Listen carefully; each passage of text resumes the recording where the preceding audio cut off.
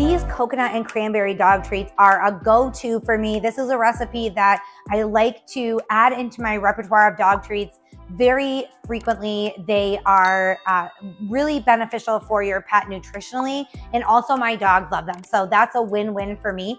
They are packed with superfood ingredients, coconut and cranberries, of course, but also flaxseed. They have peanut butter, they have pumpkin. So a lot of great nutritional ingredients that really have a lot of different benefits for your dog, from skin and coat health to digestive health. If you click the link below this video, you can see information on all the ingredients and why I use them.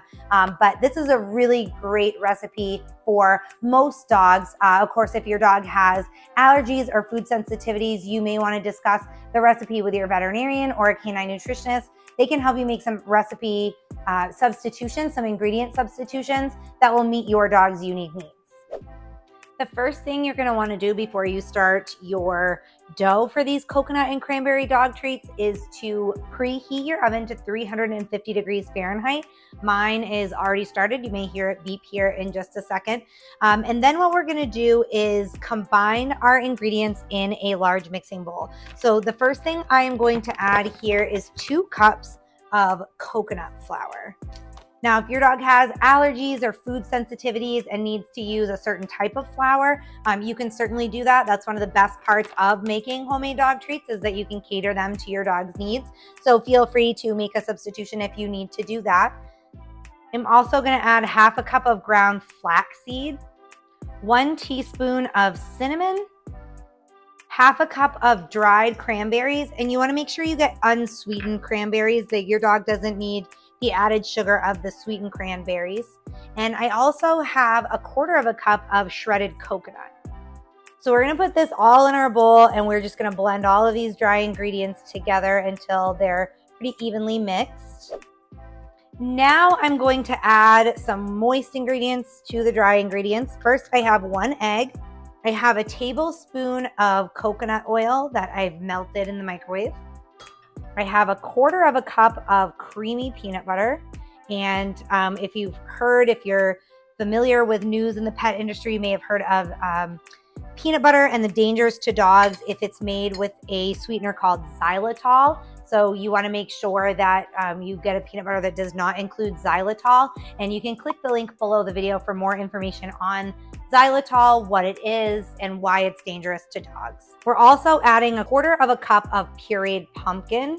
You can use fresh or canned. If you use canned, make sure you get 100% pumpkin and not the pumpkin pie filling, because again, that has artificial ingredients and sweeteners that your dog doesn't need. Now we're gonna go ahead and mix all of this together. It's gonna start to form a really dry dough, and it'll be a little bit crumbly. Now you want the dough to be stiff and not sticky. So that's the consistency you're going for. Once we get this all mixed, I'm just gonna add water a little bit at a time until we get the right consistency. I add it about 1 tablespoon at a time, just so that I don't overdo it. If you do end up adding a little bit too much water and your dough is a little too runny, you can always add some more flour to compensate for that.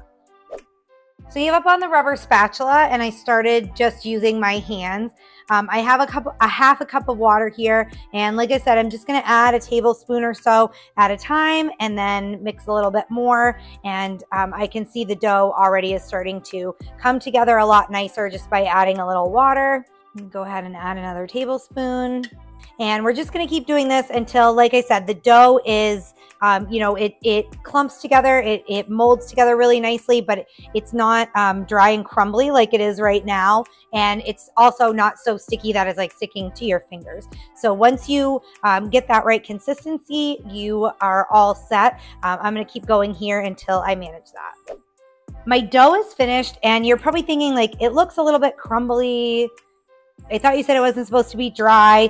If you've never worked with coconut flour before, it certainly has its own kind of unique texture. And it gets moist, but it never really gets it never really clumps together and forms a dough. You kind of have to pack it together, which is where the next step comes in. So I do this with my fingers. As you can see, it's pretty easy to make little small round treats with your hands.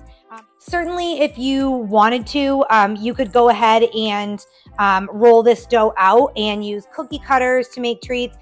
You can use an ice cream scoop. I've done that before. That makes really easy round treats if you find a little like mini ice cream scoop. I just take my fingers. Like I said, your dog doesn't care what shape they're in, and you can make them as small or as large as you want to, which is really nice if you have small breeds. If you're working on training and you're looking for some training treats, you can go ahead and make tiny treats.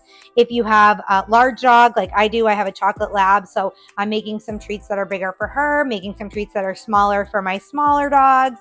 It's really nice. That's the great part about making homemade food and homemade treats for your pets.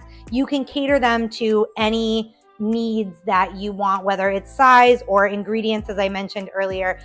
So, one, healthier, two, easy to make for your dog's needs. So those are two of the reasons that I enjoy making homemade food and treats. Again, you can click the link below this video for more information, more recipes. I post tons of homemade dog food and dog treat content on our webpage. So you can check all of that out if you're looking for recipes for certain health issues, or if you have a senior dog, a puppy, if you have a multi-pet household like mine, I have some cat food and cat treat recipes on there. So tons of stuff. Click the link below for more information. Also, if you click the link, you will be taken to my written recipe guide where you can print the recipe really easily. And you can also see all of the nutritional information. So if you're wondering how much fat, how many calories, how many carbohydrates, how much sodium, anything like that in these treats, just click the link below and you will get all of that information.